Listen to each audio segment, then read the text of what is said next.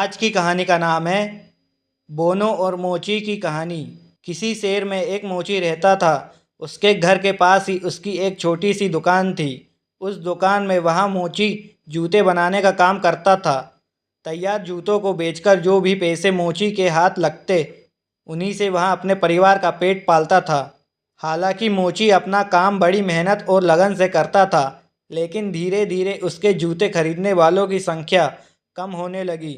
ऐसे में उसे कम दाम पर अपने तैयार जूतों को बेचना पड़ता था। इसका नतीजा यह हुआ कि समय के साथ उसका सारा जमा पैसा भी खत्म हो चला। नौबत यहाँ आ गई कि उसे घर चलाने के लिए अपनी पत्नी के गहने तक बेचने पड़ गए। इस कारण मोची बहुत उदास रहने लगा। उसको उदास देख मोची की पत्नी उसे दिलासा देती कि ऊपर वाले पर भरोसा रखो, सब ठीक हो जाएगा, भगवान हमारी मदद जरूर करेंगे। पत्नी की यह बात सुनकर मोची झूठ मूठ का मुस्कुरा देता और मन ही मन अपनी इस दशा को सोचकर चिंता में डूब जाता। एक समय ऐसा आया जब मोची की दुकान पर केवल एक जोड़ी ही जूते बचे। इसके अलावा उसके पास और जूते बनाने का सामान भी मौजूद नहीं रहा। मुश्किल इस बात की थी कि उस एक जोड़ी जूते को खरीदने वाला भी कोई नहीं आ रहा था। जब कई दिनों तक उन जूतों को खरीदने कोई नहीं आया, तो मोची उन जूतों को लेकर बाजार की ओर चल दिया। बाजार में मोची के जूते बिक गए। जूते बिकने के बाद जो पैसे मिले, मोची ने उससे घर का जरूरी सामान खरीदा और घर वापस आने लगा। लेकिन तभी अचानक रास्ते में उसकी नज़र एक बूढ़ी औरत पर पड़ी। वह औरत बहुत भूखी और बीमार थी, इसलिए मूची ने कुछ पैसे उस बूढ़ी को उधार दे दिए। अब उसके पास और जूते बनाने के लिए सामान नहीं था। वहाँ दुकान लौटा और वहाँ उसने एक चमड़े का टुकड़ा बचा देखा। उस टुकड़े से केवल एक जोड़ी जूता ही बन सकता था। तो जूते के लिए मोची ने टुकड़ा काटकर तैयार किया और यहाँ सोचकर घर चला गया कि अब अंधेरा ज़्यादा हो गया है, कल रोशनी में वहाँ जूते तैयार करेगा। अगली सुबह जब वहाँ जूते बनाने के लिए दुकान पहुँचा, तो उसे वहाँ कटे हुए चमड़े के टुकड़े की जगह एक तैयार जूते की जोड़ी मिली। वहाँ जूते की जोड़ी इतनी खूबसूरत थी कि मोची उसे देखकर हैरान था। मोची ने उस जोड़ी को उठाया और फौरन बाजार की ओर रवाना हो गया। वहाँ जूते इतने खूबसूरत थे कि मोची को उसकी अच्छी कीमत हासिल हुई। इस पर मोची बहुत खुश हुआ और हासिल हुए पैसों में से उसने कुछ पैसे जरूरतमंद लोगों को दिए। बाकी जो बचे उससे उसने जूते बनाने का सामान लिया। उस रात उसने 2 जोड़ी जूतों के लिए चमड़ा काट कर रखा और घर वापस आ गया। अगली सुबह उसे फिर से वैसे ही खूबसूरत 2 जोड़ी जूते तैयार मिले। उसने घर आकर यह पूरी बात अपनी पत्नी को बताई। मोची की पत्नी बोली, देखा, मैं कहती थी ना कि भगवान हमारी मदद जरूर करेंगे।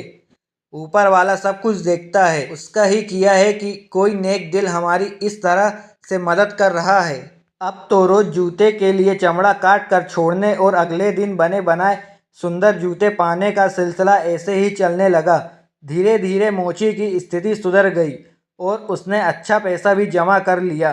तभी मोची की पत्नी एक दिन बोली, हमें एक दिन रात को रुक कर पता लगाना चाहिए कि हमारे लिए इस तरह से जूते कौन बना रहा है। यहाँ सोचकर मोची और उसकी पत्नी रात को चमड़े का टुकड़ा छोड़कर दुकान में रुक गए। तभी उन्होंने देखा कि 3 बोने खिड़की से दुकान में घुसे और खुशी खुशी जूते बनाने लगे।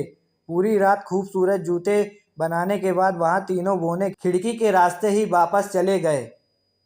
यहाँ सब देखने के बाद मोची और उसकी पत्नी आपस में बात करने लगे कि इन 3 बोनों ने हमारी बहुत मदद की है, इसलिए हमें भी इनके लिए कुछ करना चाहिए, इन्हें कुछ उपहार देना चाहिए। इस पर मोची ने अपनी पत्नी से पूछा, बताओ आखिर इन्हें ऐसा क्या दिया जाए जिससे इन्हें खुशी मिले। इस पर पत्नी कहती है, तुमने ध्यान दिया कि उनके कपड़े और जूते काफ़ी पुराने हो गए हैं, मैं उनके लिए नए कपड़े सिल देती हूँ, तुम इनके लिए जूते बना देना। फिर क्या था, मोची ने तीनों बोनों के लिए जूते बनाए और उसकी पत्नी ने तीनों के लिए सुंदर कपड़े तैयार किए। बाद में उन्हें ले जाकर दुकान में रख दिया और उस रात उन्होंने उन बोनों के लिए चमड़े का टुकड़ा नहीं छोड़ा। जब रात में तीनों बोने दुकान में घुसे तो अपने नाप के जूते और कपड़े पाकर काफ़ी खुश हुए। उन्होंने कपड़े और जूते पहनने और खुशी खुशी वहां से चले गए। उस दिन के बाद से कुछ दिन तक मोची ने गौर किया कि उसके द्वारा छोड़े गए चमड़े के टुकड़े वैसे ही पड़े मिलते हैं। मोची समझ गया कि अब बोने उसकी मदद के लिए वहां नहीं आएंगे। उसकी स्थिति सुधर चुकी है और उसे अपना काम खुद करना होगा। इतने दिनों में मोची को लोगों की पसंद का अच्छी तरह अंदाजा हो गया था, इसलिए उसने पूरी मेहनत के साथ बोनो जैसे जूते बनाए और उन्हें बाजार में बेचा। मोची द्वारा बनाए गए जूते भी लोगों को बहुत पसंद आए और उसका काम अब अच्छा चलने लगा। कहानी से सीख: दूसरों द्वारा की गई मदद का आभार मानें और उनसे सीख लें, ना कि दूसरों पर निर्भर रहें।